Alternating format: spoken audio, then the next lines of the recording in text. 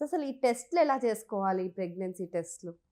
Pregnancy test అంటే జనరల్‌గా నేనెవరన్నా couple వస్తే ఏం చెప్తానంటే, అట్‌లీస్ట్ ఫస్ట్ 6 మంత్స్ మీరు ప్రాపర్‌గా ట్రై చేస్తున్నారా లేదా?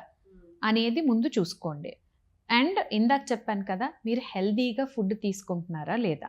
ఈ హెల్తీగా ఫుడ్ తీసుకుంటున్నాం.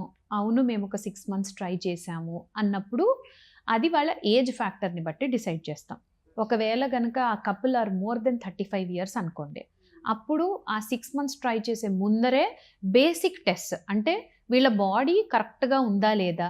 ఎగ్ ప్రొడక్షన్ కరెక్ట్‌గా ఉందా లేదా? అనేది కొన్ని బేసిక్ ఇన్వెస్టిగేషన్స్ ఉంటాయి.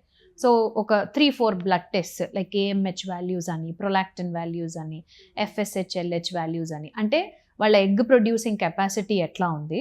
ఒకవేళ ప్రెగ్నెన్సీ వస్తే నిలబడేదానికి ఎంత స్కోప్ ఉంటుంది అనేవి బేసిక్ ఇన్వెస్టిగేషన్స్ అంటాం.